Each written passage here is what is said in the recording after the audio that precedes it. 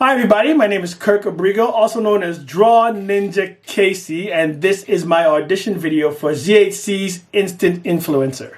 To tell you a little bit about myself, I'm Guyanese by birth, but I currently live in Brooklyn, New York. And if I have to be honest with you, I would have to say my very first artistic influence came when I was in Catholic school. I came to this country when I was 8 years old, and I went to Catholic school, and there I met a kid named Christopher Wallace. Yep, the Christopher Wallace. Now, if you're confused, I'm not talking about this Christopher Wallace.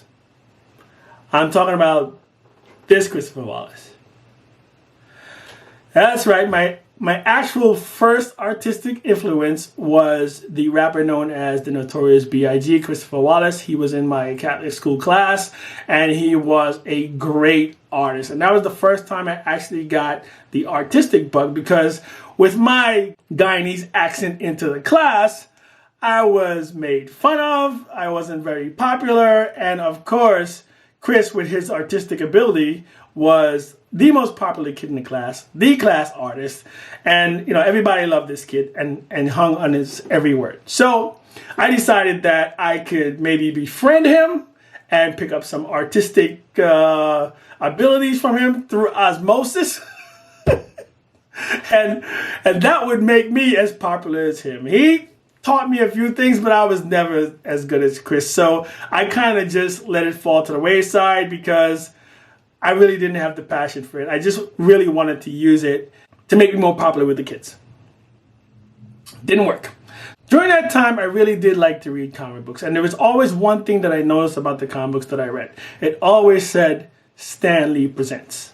Now, at that time, I didn't realize that Stan Lee was the editor, the writer, or the publisher, what have you. I just thought that this guy who's presenting this comic is probably the one who's drawing it. And I loved reading comic books, so I decided I wanted to tell stories like this guy, Stan Lee. Years later, I found out that breaking into the comic book industry was a lot more difficult than I thought. And that was actually compounded by the simple fact that I sucked at art.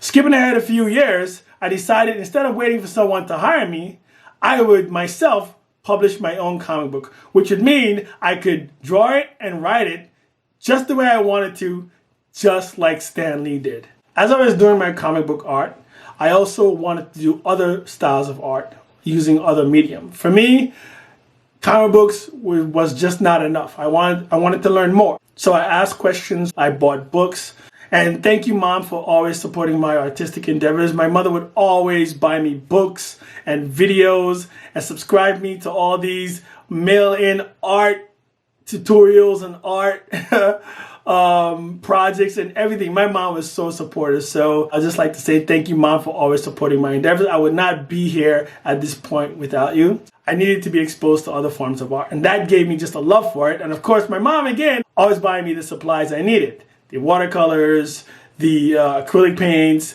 the pastels, all of that. Anything that I asked for, my mom would supply for me. And it's not like we had a ton of money, honestly. It's not like we had a ton of money, but she knew that my eyes lit up whenever I spoke about art and whenever I did art, and she supported me. And I will never, ever, ever, ever, ever be able to thank you enough for all of that. So thank you, Mom.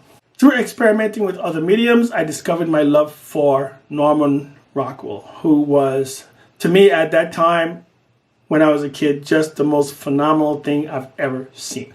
The realism that he did just jumped out at you. And I knew when I saw that I wanted to do that. I wanted to be that good. I figured if I could be that good, then I would be okay with just being that good. Just get me to being that good.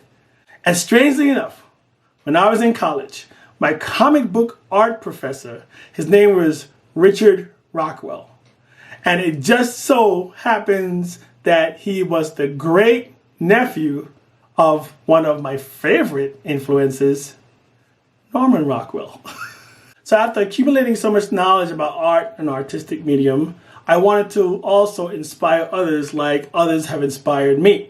And I believe that knowledge is something not to be hoarded, Knowledge is something for you to spread, for you to share, as one drop of water raises the ocean.